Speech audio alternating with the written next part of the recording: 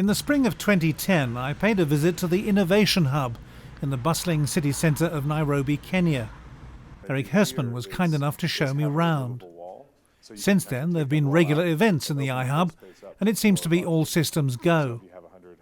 In Amsterdam, at the final gathering of local digital pioneers, one of the other co-founders of iHub Nairobi, and Ushahidi, shared her lessons learned and plans for 2011.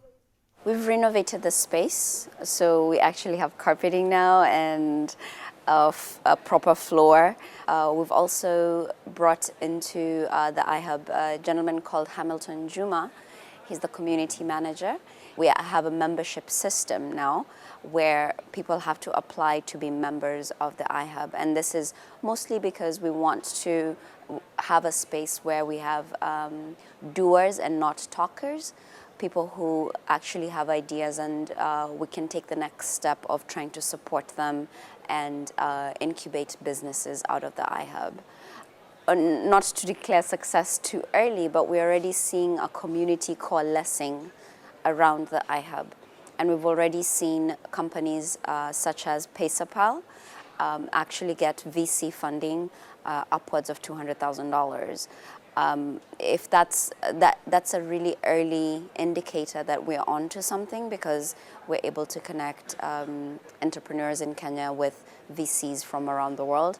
And we also had a session where there were some venture capitalists evaluating presentations from several entrepreneurs in Kenya, and this was also done with the Kenya ICT Board, Safaricom, and other partners in Kenya.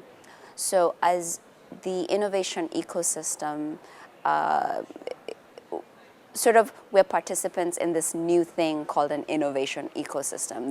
There really wasn't one in Kenya as far as I could tell. Well, we did have the typical university system, which is fantastic, but it's not really churning out companies. It's churning out fantastic, talented people with great skills, but we need to have a process that gives them a leg up. And I think the iHub is striving to do that. In the coming months, as we have more members approved to use the space, we'd like to start hosting more targeted sessions.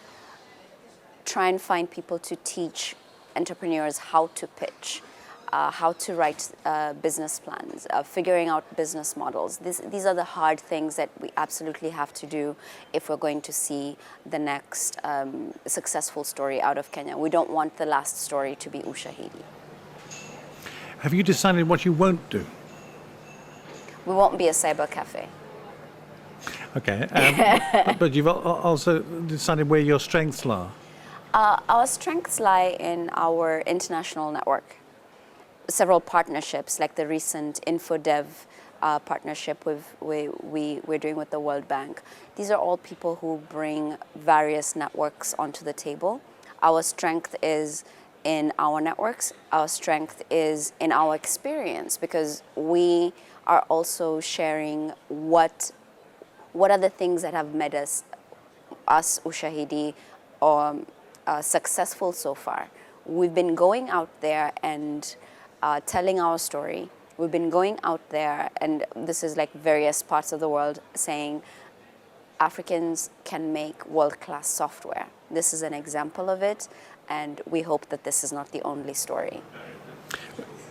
Finally, is there anything that people living in Europe or North America or Asia can do to help you as individuals?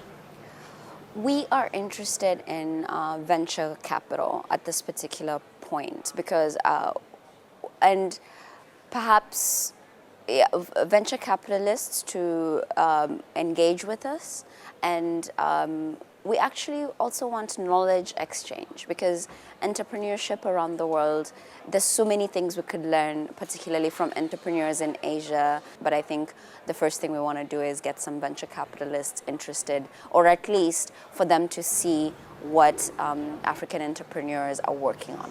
What makes you personally happy about the project? What gives you the biggest kick? We're able to rebrand because when typically people think about Africa or think about Kenya, it's not very pleasant circumstances. Granted, we still have many societal challenges, environmental, poverty, all that. We do not denigrate that in any way, but we're saying that what Africans can do for themselves is even more powerful. And I think we have a role to play not only in high tech, but in the mobile landscape, as the success of M-Pesa and all these initiatives have shown, that we are totally into tech, and we are here and we're doing what we can to make things better. And I think we want to build the ecosystem that allows us to share more stories about how this is happening in Kenya, in East Africa, and at other co-working spaces around Africa. There's one that just opened in Cameroon, and Limbe Labs, and so it's a trend that we love to see.